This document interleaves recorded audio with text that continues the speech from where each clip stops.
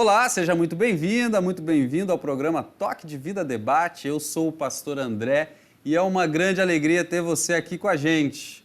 O verdadeiro sentido do Natal é Jesus, o Filho de Deus. Ele foi chamado pelo anjo que apareceu ao carpinteiro José de Emanuel, que significa Deus está conosco, ou Deus está entre nós. No Natal, Deus veio ao encontro dos seres humanos, nascendo da Virgem Maria, se tornando um de nós. Jesus viveu as experiências humanas e, por isso, sabe muito bem o que nós sentimos, especialmente conhece nossas dores, nossas tristezas e também nossas alegrias. Mas o que você conhece sobre o contexto do nascimento de Jesus? O que acontecia de importante naquele momento no mundo? Quais foram as dificuldades e as expectativas de José e de Maria? E o povo? O que esperava do Filho de Deus? Por que muitas pessoas rejeitaram Jesus? Para conversar conosco sobre esse e outros aspectos históricos do nascimento de Jesus, está conosco o pastor Clóvis Guedra, capelão universitário da UBRA em Gravataí, e capelão hospitalar da UBRA em Canoas. Também é filósofo, com mestrado em filosofia. Pastor Clóvis, seja muito bem-vindo ao Toque de Vida Debate. É um prazer recebê-lo, que bom tê-lo aqui. Olá, tudo bem, pastor André? Muito bom estar aqui com vocês também. Saúdo também a todos e a todas que estão nos assistindo. E é muito bom realmente estar aqui nesse dia tão maravilhoso de Natal. E poder falar, né, pastor Clóvis, do nascimento do Salvador do mundo. Já quero de antemão agradecer a sua participação, muito obrigado pela disponibilidade. E começar perguntando de onde surgiu a data de 25 de dezembro? Quem é que acertou essa data? Quem é que estava lá para saber que foi nesse dia que Jesus nasceu? Mas a gente comemora no dia 25. Mas de onde saiu essa data? Pois é, né, pastor André? Essa é uma pergunta que deve ser feita. E é muito importante que as pessoas entendam que essa é uma data que foi construída a partir de dados históricos, né?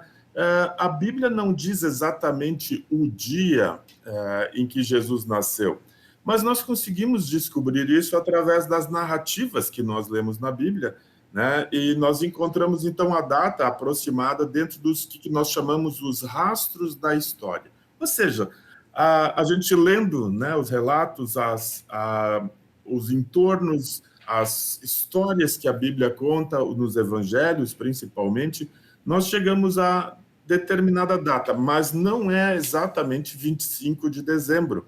Essa data de dia 25 de dezembro, seu dia do Natal, ela, na verdade, é uma construção histórica, né?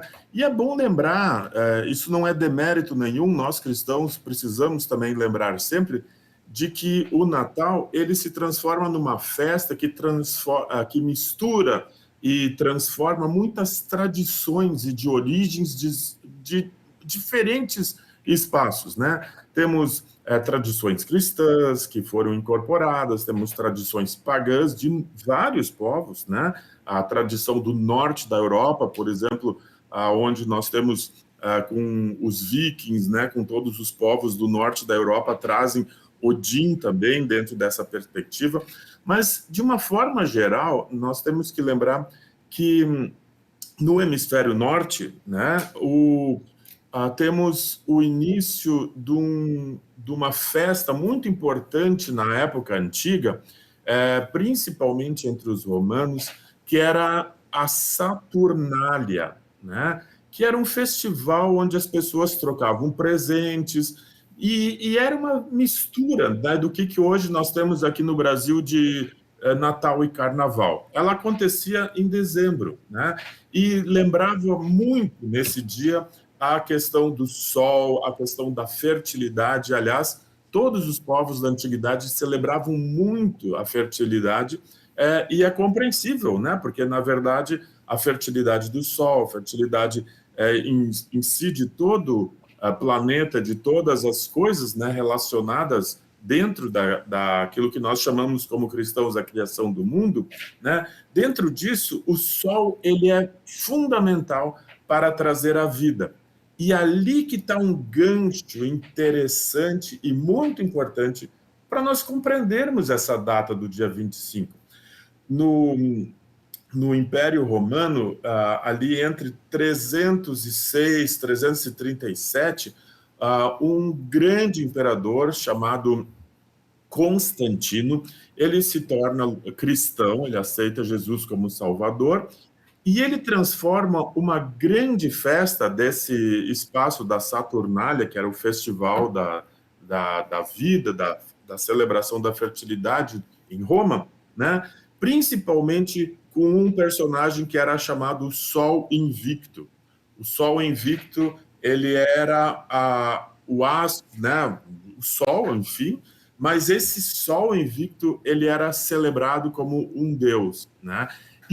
E o Constantino compreendeu que nesse Sol Invicto, ou seja, Deus, o Sol, ele ali estava uma representação importante e que ele coloca como um decreto que a partir dali vai ser celebrado o nascimento de Jesus Cristo. E o Jesus Cristo, muitas vezes, pelos cristãos, é chamado de o sol da graça, né? Graça aqui no sentido da graça de Deus, que habita entre nós. E também, com isso, o Constantino trouxe uma festa pagã, uma festa que celebrava divindades e fertilidades, né, da época, ele incorpora o cristianismo e dali isso cada vez se torna mais forte. Por isso, pastor André, né, e todos que estão assistindo, dia 25 ficou, então, o dia 25 de dezembro ficou o dia de Natal, o dia em que nós celebramos Jesus Cristo, o sol da graça, a iluminação do mundo, né, no sentido do evangelho. E isso é muito bonito e muito significativo e é importante a gente celebrar. Lembrando que tem mais um detalhe, né, pastor André, que nós acabamos incorporando mais tradições à festa do Natal, que também estão ligadas, então, com um consumismo desenfreado, né? Mas nós nunca podemos esquecer da importância de que essa festa de Natal ela tem sua origem religiosa. E para nós cristãos, puramente ela está relacionada com Jesus Cristo. Por isso trocamos presentes, lembrando que Jesus Cristo é o presente maior que veio para a humanidade, né?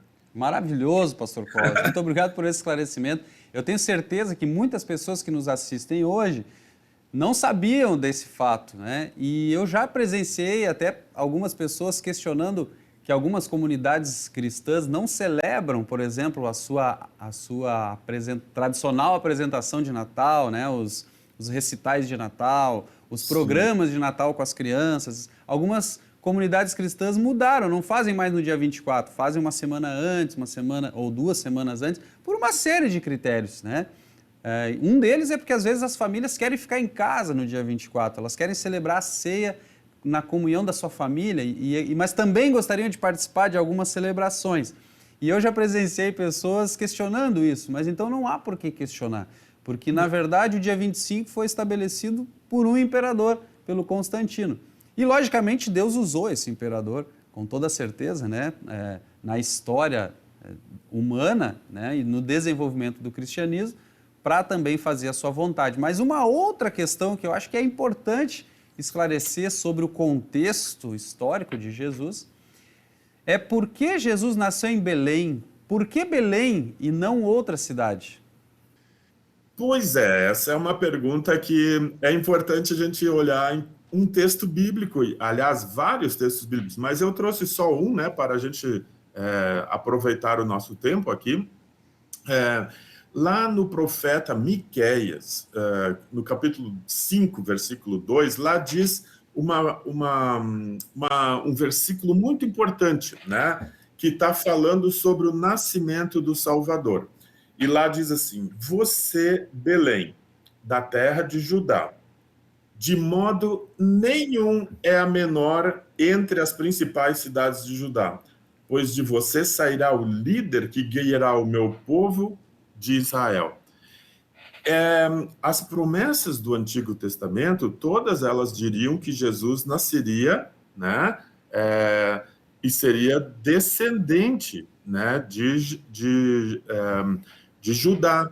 E lá em Belém era o lugar onde tinha nascido também o rei Davi, né? Então, e Jesus, como fazendo parte dessa família, ele precisava nascer em Belém. Eram as profecias do Antigo Testamento, né? Então, vejam, existiam profecias, existe um dia, as pessoas estavam durante muitos séculos, né, o que nós chamamos de Antigo Testamento, esperando o nascimento do Salvador Jesus Cristo, que seria o Filho de Deus nascido entre nós, e ele deveria nascer em Belém. E alguns fatos históricos surgiram para ajudar isso, né? É isso aí, pastor. Então, por isso essa cidade, por isso essa cidade. Agora, o fato de Jesus ter nascido numa estrebaria, num lugar onde os animais estavam, tem alguma importância ou é só porque a cidade de Belém estava lotada por causa do recenseamento convocado pelo imperador?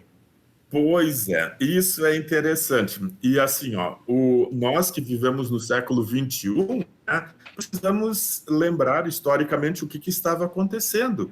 Porque para Jesus nascer em Belém, aconteceram certos fatos históricos, políticos, sociais, né, do Império Romano, que fizeram com que a família de Jesus, né, Maria e José, fossem a Belém. Por que eles não moravam em Belém? Eles tiveram que viajar, e a história, né, que mostra a Sagrada Família, como nós chamamos, né, José, Maria, depois com Jesus, mas Maria grávida, andando sentada num jumentinho. Imagina só uma senhora grávida com seus 8 meses, precisar viajar muitos quilômetros sentada, ao menos para não caminhar, então sentou num jumentinho e foi andando, né? Então, ao menos isso ajudou. Mas veja, é que havia acontecido um recenseamento, né?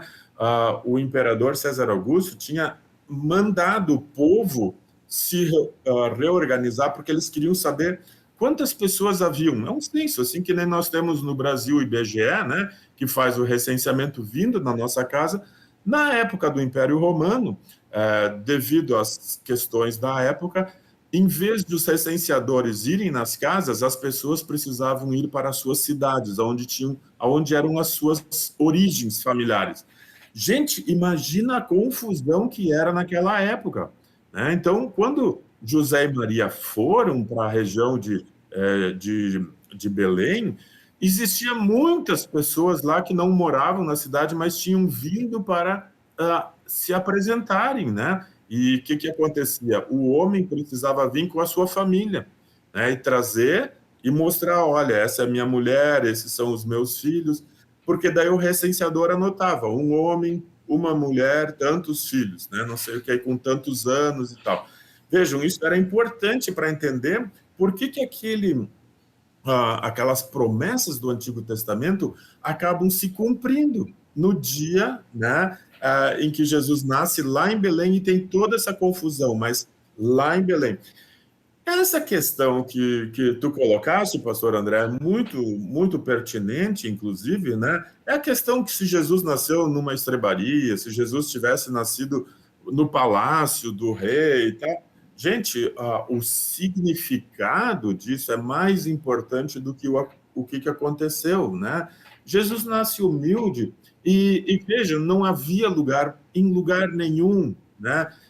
Eram noites meio frias ainda, o inverno já tinha passado, mas era meio frio, né, para eles. Então, vejam, a questão da importância de eles encontrarem um lugar quentinho, né?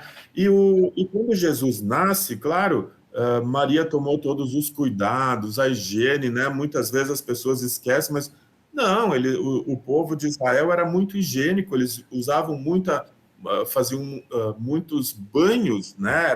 É uma tradição do lugar e tal. Então, Jesus nasce com muito cuidado, com muito amor, a família toda cuidando, as pessoas, né? Mas, claro, não tinha lugar. E a criança precisava nascer, então, no fim, acharam um lugar que não era, vamos dizer, o quarto de uma hospedaria ou de um hotel, como talvez José e Maria quisessem, né? Mas era o que aconteceu, o que eles conseguiram. E, de qualquer forma, né, Jesus estava deitado naquele lugar lá, mas todo envolto em panos limpos e bem cuidado e bem acarinhado pelos seus pais. Então, isso, na verdade, também tem muito a ver com o que se constrói em cima, né? Se construiu em cima disso, como eu disse anteriormente, né? Toda essa questão de construções sobre o Natal e tal, e o envolvimento com coisas que fazem parte da história, mas realmente, no fato, nem sempre aconteceram tudo, né? No sentido de quantas ovelhas estavam lá, quantos bichos tinham lá, se tinha bicho, se não tinha animais, né, na volta. Isso são coisas que a Bíblia não diz, né? Os evangelistas não se preocuparam com isso. Mas Não era importante, né? o fato de Jesus ter nascido na estrebaria também ressalta a humildade do Filho de Deus. E eu Isso. creio que essa humildade também está relacionada a um outro aspecto que eu quero lhe perguntar, que é sobre o porquê muitas pessoas rejeitaram Jesus como sendo o Filho de Deus. Mas essa resposta, eu peço que você dê para nós no próximo bloco, porque a gente vai fazer um breve intervalo e voltamos já com o pastor Clóvis para falar mais um pouco sobre o contexto histórico do nascimento de Jesus. A gente já volta.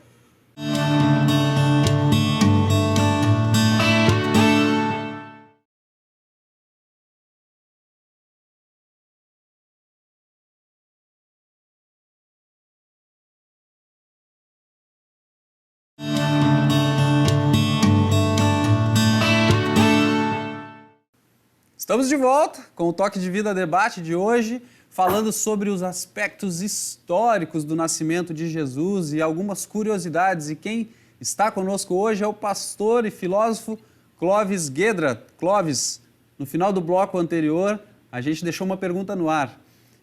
Por que muitas pessoas, especialmente do povo judeu, não aceitaram Jesus como sendo o legítimo filho primogênito de Deus?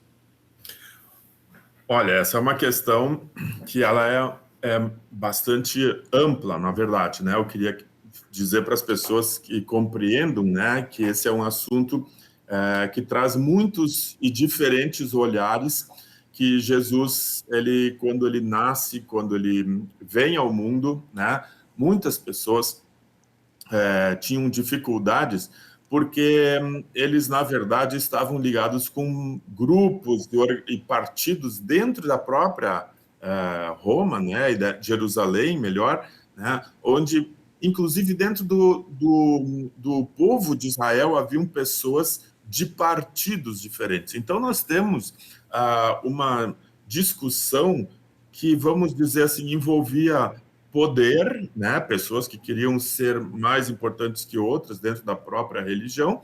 Haviam conversas com os romanos, né? Que não aceitavam Jesus como Salvador prometido, né? O Messias, porque para os romanos eles estavam lá simplesmente por uma questão, uma dominação de território, uma dominação aonde eles cobravam os impostos das pessoas, afinal de contas, né?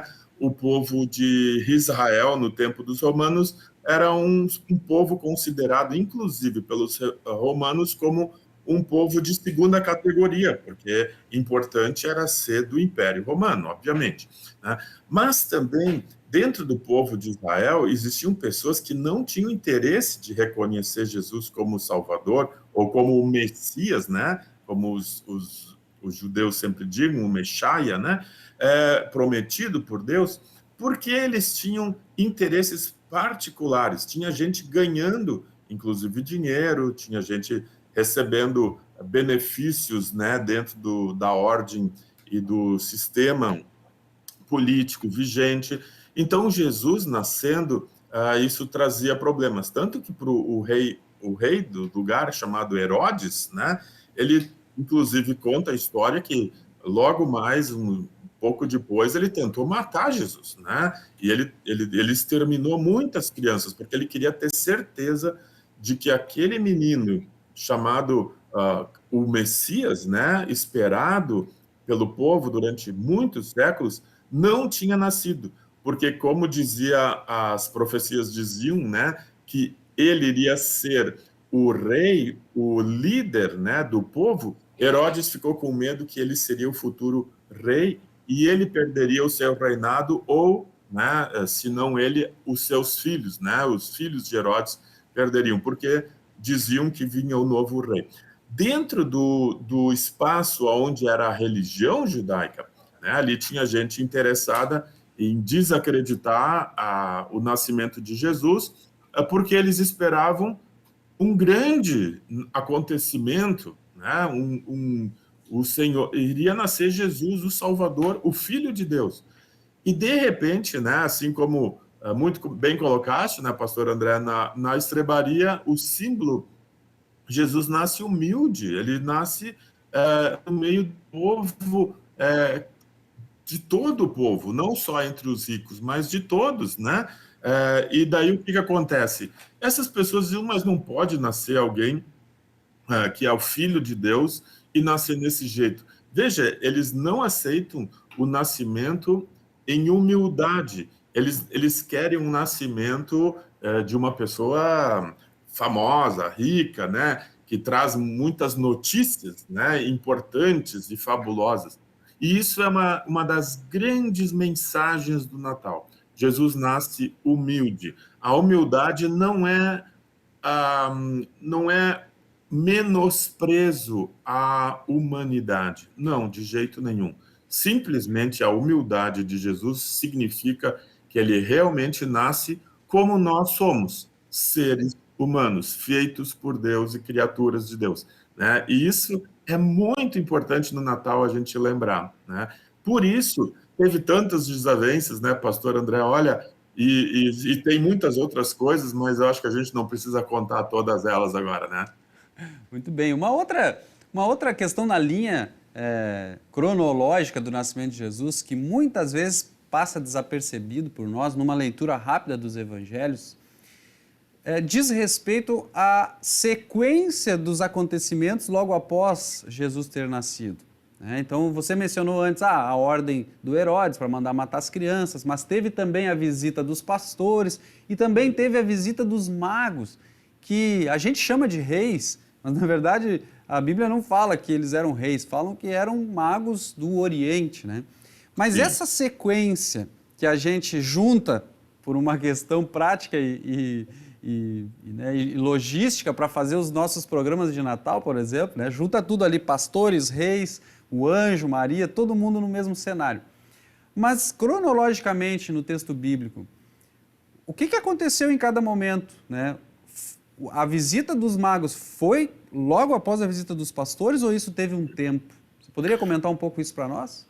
Pois é, isso é a importância aqui, e aqui voltamos de novo. Quando Jesus nasce, veja, ele vem, nasce entre nós, diz o texto bíblico, né?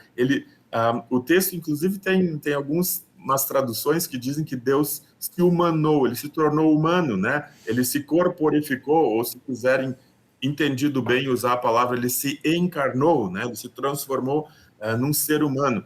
Isso é, Deus se transforma num ser humano. Os primeiros que estavam lá, né, eram aqueles que estavam de noite trabalhando e cuidando das ovelhas, que eram os pastores.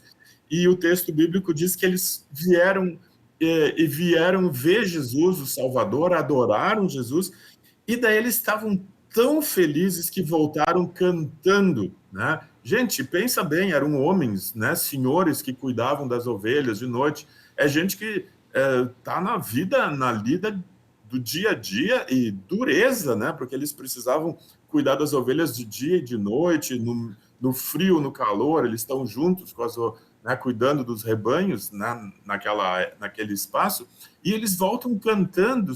As pessoas estavam muito felizes que Jesus tinha nascido. Vejam, pessoas humildes, né, trabalhadores humildes que estavam lá, gente do povo, né?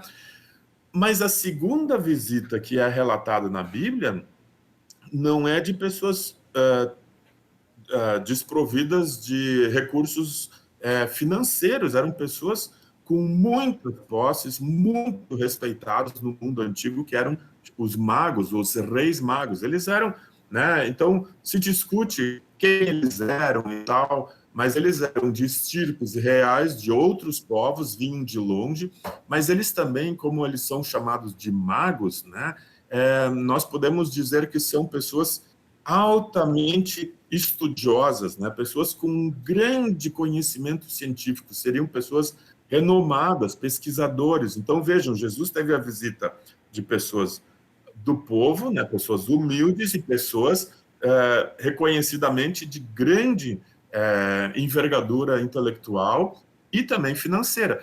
Tanto que os presentes que são narrados, né, Jesus ganha dos 3 reis magos 3 importantes presentes que a gente não pode esquecer do símbolo e do significado deles.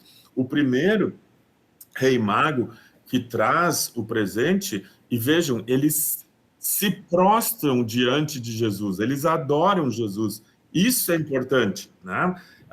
O primeiro, então, que nós, na tradição cristã, até conhecemos como sendo Gaspar, o nome dele, ele oferta incenso.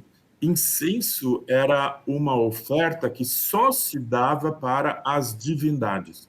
Então, o presente de Gaspar é um reconhecimento de que Jesus, ele era filho, ele era o próprio Deus. Isso é muito importante.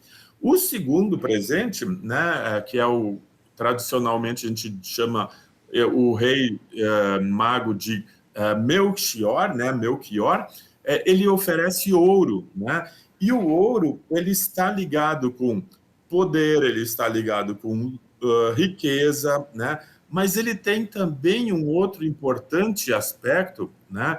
De que ele está ligado com a saúde. Isso no século XXI a gente não tem muito presente, né? O ouro está ligado à saúde. Mas naquela época, por exemplo, os egípcios, eles pegavam um pó de ouro e tomavam ou comiam junto, e com isso eles tinham a ideia de rejuvenescimento e de cura das doenças. Veja, isso é importante a gente entender. Então, o ouro a valorização do ouro, tudo, mas também a relação com a saúde, né? E o terceiro mago, né, o rei mago que traz é o Baltazar. E o Baltazar traz mirra. A gente no Brasil não usa mirra, né?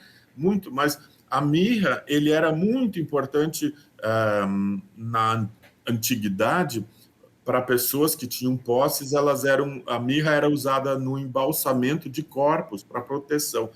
É meio estranho tu dizer isso, um presente para um menino, mas o símbolo desse presente e o significado era muito grande, porque ele significava que os reis magos enxergavam em Jesus o Deus homem, o Deus que é e se tornou homem e está entre nós.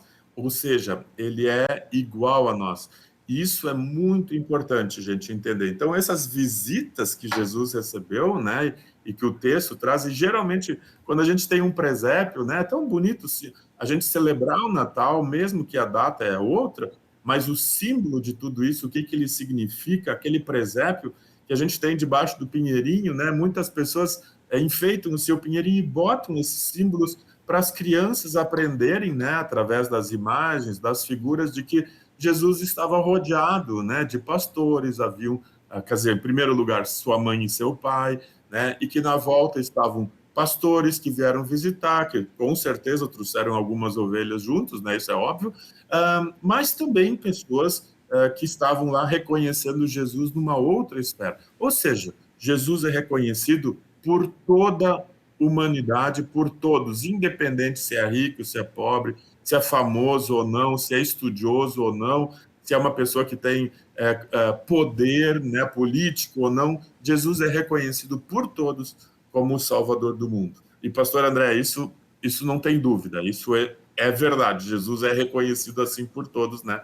E é o Salvador de todas as gentes. E é o presente de Deus para a humanidade. Mas é muito interessante essa sua narrativa, porque enquanto você falava da mirra especialmente como um elemento, né, um presente ou um produto usado para embalsamamento das pessoas, ou embalsamento das pessoas, né, dos mortos, também há uma relação do presente dado pelo rei mago, a mirra, com o propósito da vinda de Cristo, que seria a morte. né? E Jesus, depois de aproximadamente 30 anos, 33 anos, né, a gente diz, ele seria embalsamado, ele morreria e ressuscitaria, e esse é um grande propósito. Então, dá para a gente traçar também esse paralelo com esse presente, né, do Com rei, certeza, é bem isso mesmo. que aponta para a morte e ressurreição de Jesus. Isso. Mas tem um outro personagem do Natal que eu penso que a gente não pode terminar o programa sem falar um pouquinho dele. Ele não aparece nos textos bíblicos em momento algum, mas como que ele surge ligado ao Natal? E é obviamente que eu me refiro ao Papai Noel. O que você poderia compartilhar conosco sobre isso? Pois é, né? Assim como eu tinha falado no começo, no Natal, né? Nós temos muitas narrativas, muitas coisas que entram junto, né? E algumas delas são fantasiosas, algumas delas são verdadeiras, né? Mas é uma mistura de tradições, né? O Natal, ele mistura tradições. E claro, por isso que a gente, né? Por isso que o senhor, né, pastor André, e nós também aqui da Capelania da Ubra, todos nós, né, e pessoas cristãs, nós sempre enfatizamos: o Natal é o nascimento de Jesus. É importante não esquecer isso. Mas vejam, tem tradições maravilhosas e lindas que estão relacionadas com o Natal, e uma delas é o Papai Noel, né? Não tem dúvida. A figura do Papai Noel, ela, assim como nós estamos acostumados a ver, né, hoje, ela, na verdade, ela surge lá no século II, século III, entre o século II e o século III, tinha um senhor, né, que era um bispo cristão, ele era um padre, pastor, né, um sacerdote cristão, e ele era responsável por outras cidades e tal, então ele se chamava bispo, né, e esse bispo, ele se chamava Nicolau, né, ele vivia na região que hoje no mundo é conhecido como Turquia, antigamente era Ásia Menor, né? Mas, na verdade, o que acontece? Ele tinha uma bondade, ele era um sujeito muito querido, e ele tinha nascido numa família muito rica. Quando os pais faleceram, ele herdou uma grande herança. E esse Nicolau de Mira, como é que era o nome dele, né? Ele pegava o dinheiro da herança dele, né? E ele, como sacerdote, ele tinha muita pena das pessoas que eram pobres, que não tinham comida, e principalmente quando chegava no inverno, ou chegava, né? E vejam, Natal no hemisfério norte é frio, é época de inverno, né? Por isso que a gente tem, inclusive, a neve, né? Quando aparece o Natal, tá ligado com a neve dos países que são do hemisfério norte. Nós aqui no sul, do hemisfério sul, estamos com calor, né, no verão. Mas o Nicolau de Mira, né, o São Nicolau, também conhecido, ele distribuía dinheiro e ofertas, mas principalmente presentes. E as pessoas que ele mais se dedicava em dar presentes mesmo eram os órfãos. Ele tinha muita pena dos órfãos porque não tinham pais, né? E ele dava esse dinheiro, dava presentes, enfim, presentinhos, né? Brinquedos e coisas. E o que acontece, né? Ele ficou então muito famoso e ele acaba se tornando na Rússia, na igreja russa, né? Na igreja cristã russa, na igreja grega, na igreja cristã grega, ele acaba se tornando o padroeiro dos pobres e dos órfãos, né? Mas ele também fica muito famoso na Turquia, ali todos os países do sul da Europa, né? Principalmente Itália, e ele acaba se tornando, então, uma figura importante e eles começam a lembrar de São Nicolau. E o que acontece? Nicolau era meio gordinho, né? Era mais gordinho.